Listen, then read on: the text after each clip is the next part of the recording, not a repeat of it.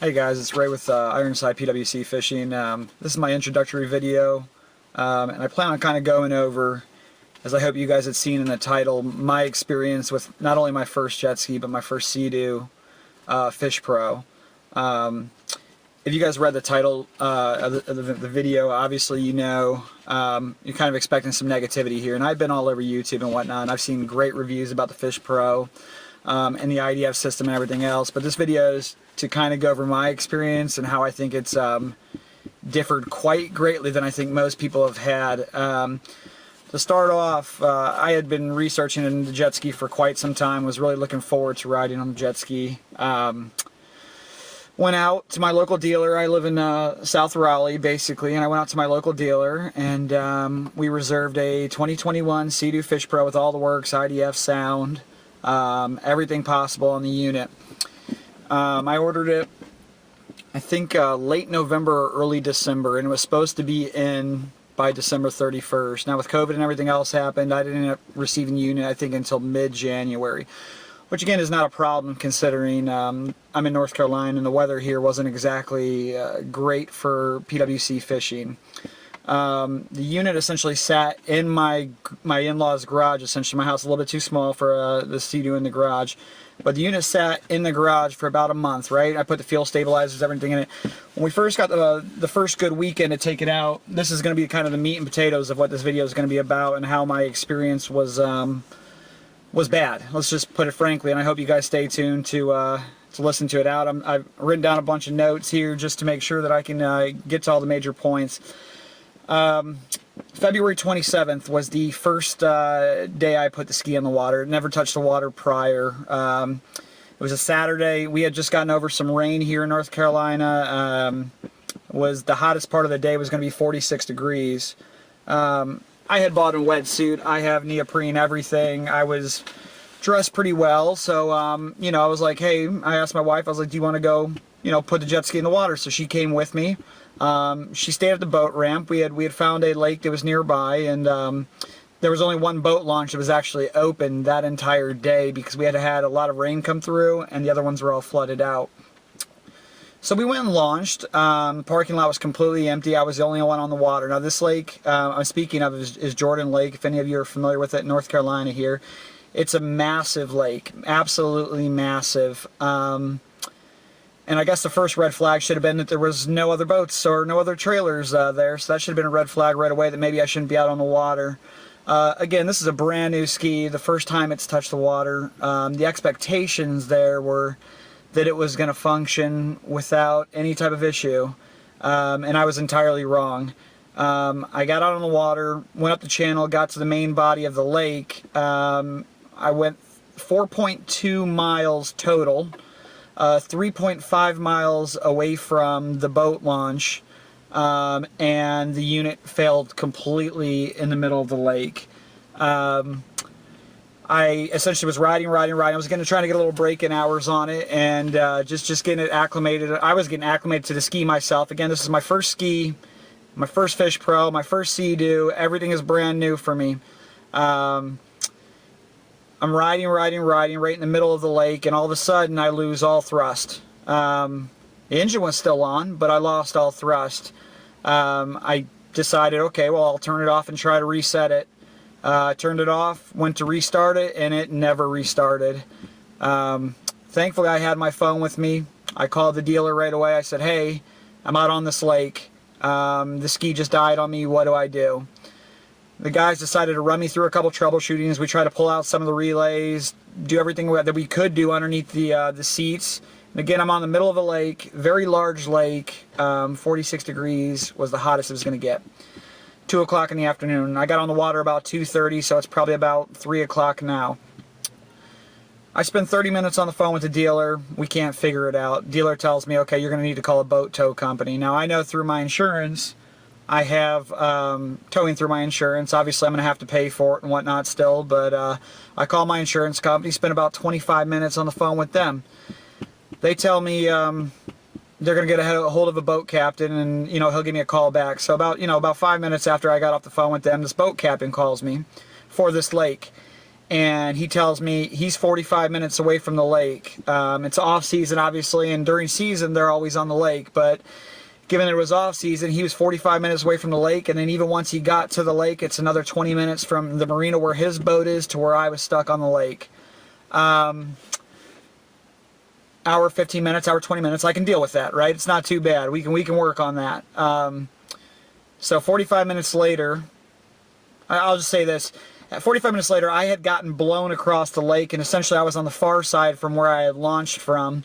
I was up against the shore, but I was still about 50 feet away from land. I had gotten blown into a bunch of debris and trees and everything else where just the wind had taken me. So I had no way of getting to land without getting soaking wet. I mean, again, I was probably 40 to 50 feet from land. Just to give you a little idea of the scenario here. So I'm stuck on the watercraft at this point. 45 minutes later, the tow captain calls me and he says he's not going to be able to come get me.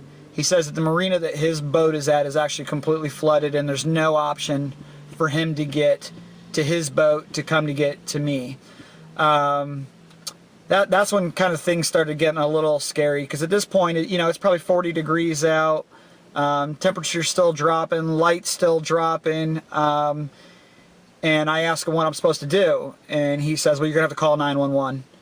So essentially, I'm on the middle of the lake right now. I'm calling 911.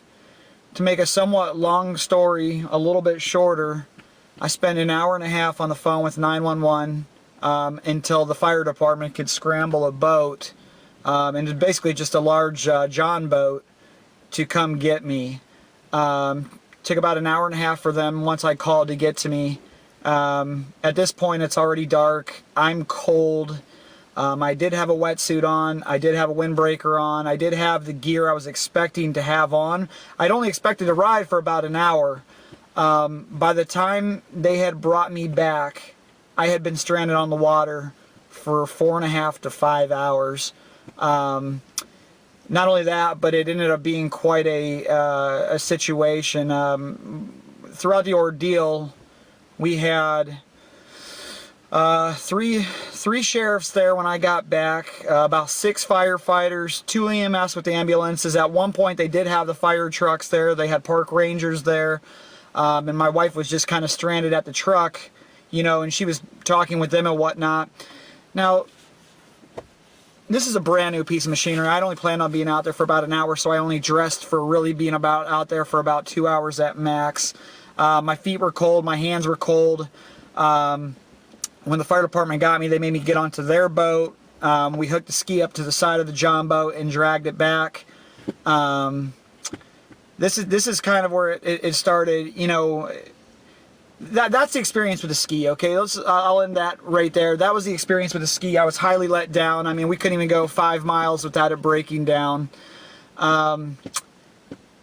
The scary part was, had I not had my phone, or on this lake is so big, had I not had service on this phone, nobody would have been able to, find me in a timely amount of time, I guess, or it could have gotten very bad.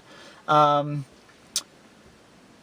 would say the silver lining is, guys, if you're watching this video, and you only plan on taking it out for 15 or 20 minutes, 30 minutes, 40 minutes, plan like you're going to be out there for 6 hours, because had I not had my phone, I honestly think it would probably been a multi-day search to try to find me on this lake, because this lake is so massive, and where I got blown up into, there was no way in. Hey guys, sorry about that. Again, my first video, I'm doing this on an old Sony digital camera. My GoPro is actually down right now. I was considering doing it on my phone, but we'll try that again maybe next time. And again, anyways, I just mean this more as an informative video. Again, this channel was designed eventually, if it ever gets up and running again, to ski, which again I'll get to here in a very short amount of time. I plan on doing a lot of fishing videos, learning with you guys, experiencing things with you guys, trying to make it a functional channel. But stepping back to where I was, alright, so I brought the ski back to the dealer on March 2nd, and this is actually, I think, worse than the ski actually failing itself. I brought it back March 2nd, which was the first Tuesday that I could get it back in, which is just after the weekend that it went down on, but my dealer's closed Sunday and Monday. brought it back March 2nd, and I left it with them. They were going to work on it, so they ended up tearing it apart. And what I got originally told happened is the IDF unit, right? And I had never even engaged the IDF unit. Just keep that in mind. I never used it, never played with it. I was just out in the middle of the lake, bombing around, just getting some hours on the engine. From what I'm being told, there's a collar that sits within the IDF unit. It needs to be either in position A or position B, engaged or not engaged. Well, apparently it decided to get stuck in between. And later on, I found out that it actually shredded up a number of parts, the drive shafts, potentially damaged some of the gearboxes, yada yada. I don't know all the technical specs. I've only dealing with what my dealer's been telling me. It takes about a week for them to hear back from Sea-Doo Engineering after they sent pictures to Sea-Doo Engineering of what had happened. It took about a week for Sea-Doo Engineering to come back and say that basically they didn't have an answer for what had happened, and they didn't really have a fix for what had happened. Now, keep in mind, my dealer knew that I had a big trip planned for March 12th. Me and my wife, we were going to go down to Florida, visit some family, do a lot of fishing on the ski. The ski was coming with us. So March 2nd, I bring it to them. March 12th, I have this trip. Well, the first week goes by, and we don't get anything back from Sea-Doo, really. So my dealer goes ahead and orders a whole new IDF unit, right? The whole new IDF unit. 3 or 4 days later, Sea-Doo responds and says, we're not going to send you the IDF unit. It's on limited availability, and we're not going to send it to you based on the pictures that you sent us. Which is the first red flag for me again now. All of a sudden, you're saying that my brand new unit, something went wrong with this IDF system, and you're not willing to put in the money, the time, or the effort to get it fixed correctly. I don't want a ski that's 98%, 99%. I want my ski at 100%. When you tell me you're not going to replace it with a whole other unit, that's kind of a red flag, especially when you can't diagnose and fix what went wrong within the unit. So needless to say, we have no leverage on them. We can't make them do anything. Sea-Doo, the manufacturer. All right, so they say they're going to send us a couple parts, right? So all of a sudden they send a couple parts, right? This is about a week later now, so it kills my whole trip. My whole trip is down. So they finally send parts. They send the incomplete parts. They send the drive shaft and I think the collar, but they don't send this piece of gearing that connects it to the actual gearbox, I guess, of the ski. And that was the final deal breaker because that killed my whole entire trip. And this trip had been planned for months. Again, what you guys have to understand is I'm on the phone almost daily with Sea-Doo trying to find out what's going on, why they can't get this correct. And the whole entire experience, they're telling me I need to deal with my dealer. Like everything I need to liaise with through my dealer. And I guess the most frustrating part is this. I feel like my dealer did the best possible job they can do in this situation. I'm chasing them. They're ordering things. They're telling Sea-Doo what they need. And Sea-Doo is basically stating no. They're stating, we're not going to get you what you've requested. We're not gonna do what we need to do as a manufacturer to ensure that this ski is back at 100%. Yet every time I call Sea-Doo, they're telling me I have to work with the dealer.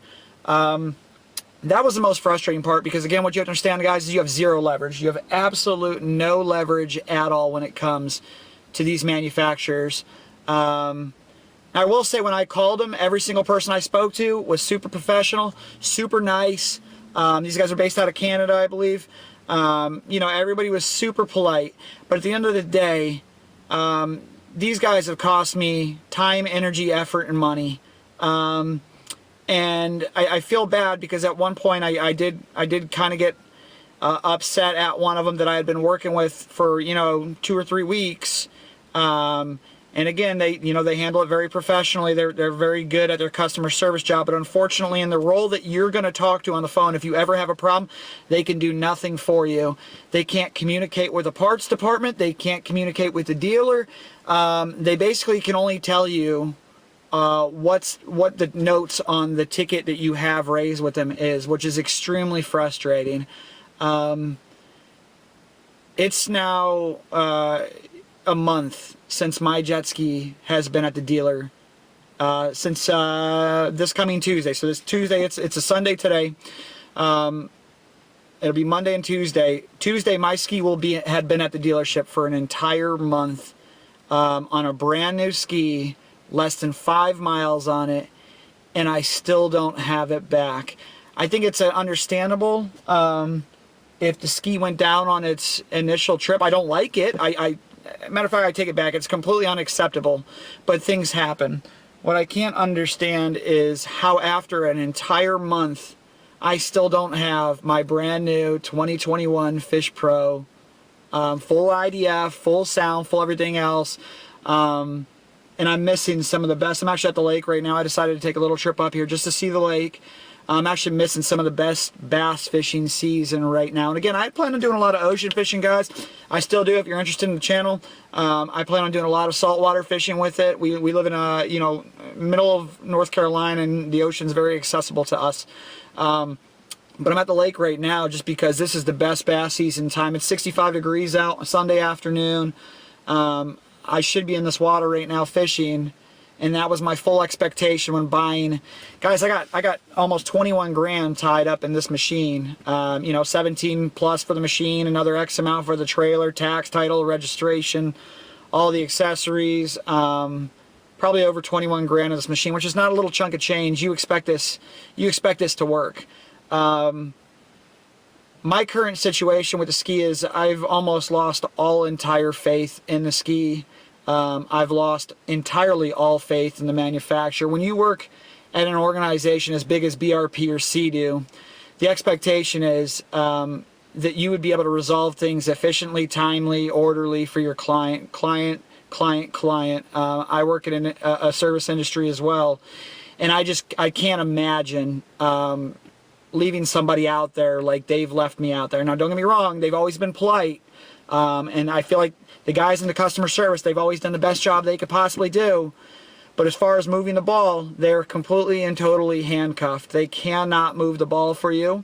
They tell you to rely on the dealer. The dealer tells you they're doing everything they can, which I know they are, because every time I call the customer support, I can see where the dealer, they'll tell me, oh yeah, the dealer's called 3 or 4 times a day trying to get a hold of parts. And these guys at the warehouse or the parts department are just not fulfilling the orders that the dealers are requesting. So now you're stuck between a hard place. Your dealer can't do anything for you, and the manufacturer will not do anything for you. I got to say, and I've told my dealer this already, we had already been in a market for a second ski, assuming that we liked this one. I told them right up to the bat, I will never buy another Sea-Doo. I don't care what Sea-Doo does for me from this point going forward. The experience has been completely ruined of a new ski, of just a new experience, really, I guess you could say. And I'm not going to lie, guys, I've never been on a Yamaha either. But I promise you I will buy a Yamaha the next time I ever consider buying one of these skis. Now, I understand that the IDF system is brand new on this year's models. Means nothing to me. They put out a production unit with this feature, and it doesn't work. I didn't even use it, never even tried to engage it, and supposedly it fried the entire system. Now, I will tell you this, and this is another really sketchy part of this whole story, is once the parts were finally received, they were just received this past week, once they were finally received in, the part that I guess my dealer, and this is all again, you know, word of mouth, my dealer requested the part, this gearing that essentially takes the IDF system to the actual gear shaft box. The one that came off is not the one that they're putting back on it. My dealer essentially sent a further query back up to the manufacturer stating, hey, this part you sent us, it doesn't look like the one that was originally on the unit.